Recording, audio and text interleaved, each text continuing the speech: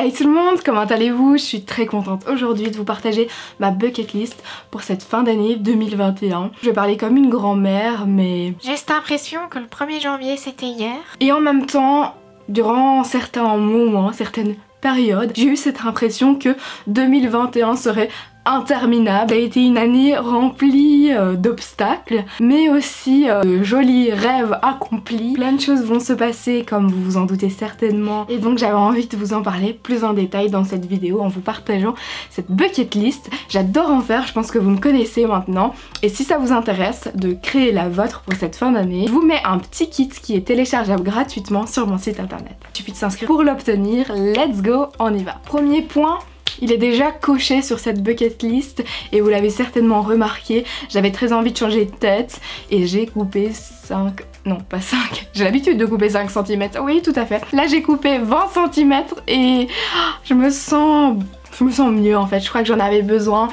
Ces dernières semaines ont été ultra compliquées, moralement parlant, hein, soyons honnêtes. J'avais besoin de ce petit coup de peps, ce petit coup de ah ça fait du bien. En même temps mes cheveux étaient longs, fades, ils étaient moches quoi, hein, disons-le. Donc j'avais vraiment besoin de ce coup de peps en fait. Ça fait trop du bien. Je sais pas si ça vous fait ça aussi d'aller chez la coiffeuse. Deuxième point de cette bucket list, évidemment, on fait les cartons, on continue et on termine parce que ça approche à grands pas. Donc ça y est, il faut terminer de faire ces cartons. C'est visuellement quelque chose que je déteste. Voir des cartons partout, quelle horreur. Troisième point de cette bucket list, eh bien dire au revoir à ce premier appart dans lequel on a passé nos premiers moments ensemble et voilà. Enfin, alors je ne sais pas si vous voyez de quoi je parle, j'attache beaucoup d'importance au lieu. Et en même temps, je crois que ça fait partie de mon histoire, c'est-à-dire que chez mes parents, j'y suis depuis que j'ai... Enfin ils ont eu cette maison lorsque j'avais 3 ou 4 ans. Donc je n'ai jamais déménagé, vous voyez. Puis j'ai emménagé avec mon chéri et donc quand j'ai quitté le nid chez mes parents, je suis venue habiter ici dans ce premier appart. C'était la première fois que j'habitais en appartement. Et c'est pas parce qu'on le quitte qu'on ne l'aime pas, non, on a vraiment un coup de cœur pour cet appart, on y a passé de chouettes moments. Mais là vient le moment d'avoir notre petite maison.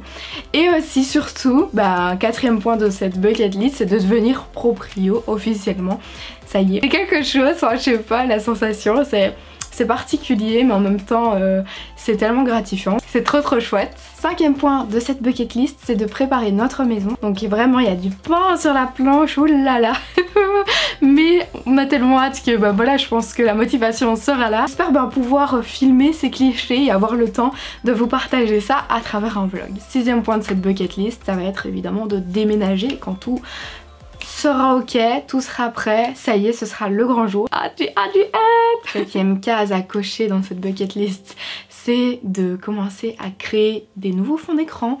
Je vais regarder d'ailleurs pour également faire des genres de cartes de vœux virtuelles moi-même en dessinant avec ma tablette. J'ai vraiment adoré faire ça pour l'automne et d'ailleurs je vous remercie pour tous vos retours parce que vous avez été super nombreuses à me partager des stories sur Instagram en me montrant mes fonds d'écran sur vos téléphones et ça m'a fait super plaisir.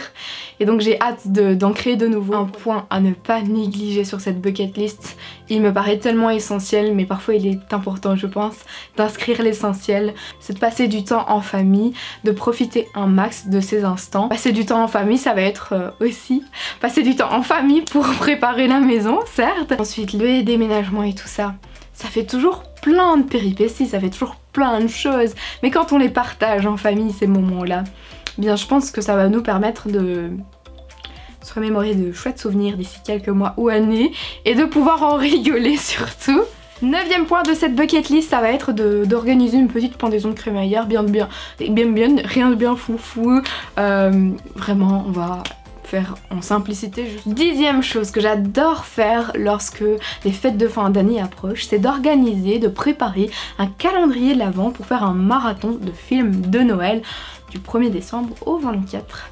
C'est plutôt sympa je vous avoue. Si vous n'avez pas vu la vidéo à ce sujet et également le petit kit que j'ai en fait préparé l'année dernière. Je vous le mets dans le petit i et également dans la barre d'infos. On n'a pas besoin de grand chose pour se faire un joli calendrier de l'Avent. J'avais même préparé un calendrier de l'Avent immatériel avec des petits exercices de gratitude, donc si ça vous intéresse, je vous remets ça. Alors je suis sûre que vous en doutez, ce n'est pas parce que je vais être entre deux cartons que ma caisse de Noël va rester dans le fin fond d'une armoire, ça c'est hors de question.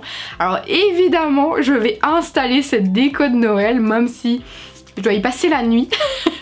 J'y tiens beaucoup, l'esprit de Noël et tout. Non, franchement, je peux pas nexter ça, c'est impossible. La place du sapin a été décidée sur les plans de la maison. Donc je vous laisse imaginer notre mood pour Noël. Donc évidemment qu'on va l'installer cette déco. Alors on va penser aux premiers achats pour la maison, c'est-à-dire que là, boîte aux lettres, boîte aux lettres. Non mais il y a des petits achats comme ça auxquels on ne pense pas et puis on se dit ah oui c'est vrai, il y a des choses qu'on ne peut pas remettre à plus tard, bien que il y a beaucoup de choses qu'on se dit ce sera pour plus tard, hein, on fait petit à petit. Comme on dit, Rome ne s'est pas faite en un jour. Je vais commencer également, pour éviter d'être dans le rush, c'est au cadeau de Noël et commencer à faire ma wishlist de Noël. Je pense que vous vous doutez du thème de cette wishlist, n'est-ce pas? Dans cette bucket list, je ne peux pas faire sans dire de souffler un peu. Même si je sais qu'il y a beaucoup de choses, je pense qu'il est important de savoir souffler, savoir prendre des moments off. Et ça va être important avec tout ce qui s'est passé, que cette fin d'année soit en mode yeah. Ce que j'ai envie également pour cette fin d'année, c'est de préparer un planning d'activités physiques variées. Ce qui se passe en fait, c'est que je fais toujours la même chose mais de manière intense et donc c'est pas assez varié et ça manque de variété pour pouvoir dire d'être toujours intéressée par ces activités. J'ai vraiment besoin en fait, mais ça c'est vraiment dans tous les domaines de ma vie, c'est qu'il y ait de la variété, qu'il y ait du changement, même s'il est minime, mais pour ne pas être lassée en fait des choses, j'aime beaucoup ça. Évidemment qui dit fête de fin d'année dit préparation des contenus sur le thème des fêtes de fin d'année. Donc là je vais organiser mon petit planning et également préparation de petits cadeaux rien que pour vous. Dernier point de cette bucket list, ça va être de se mettre en mode cosy, en mode c'est les fêtes, en mode Merry Christmas. Dans quel mood êtes-vous pour cette fin d'année? Dites-moi ça en commentaire et dites-moi quelle est la chose la plus importante pour clôturer l'année sur votre bucket list à vous. J'ai trop hâte de vous lire, je vous fais plein de gros bisous et je vous dis à la prochaine.